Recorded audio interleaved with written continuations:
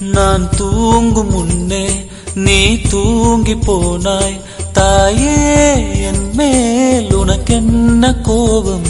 கண்ணான கண்ணே, என் தெய்வ பெண்ணே, கண்ணில் தூசி நீ ஊத வேண்டும்.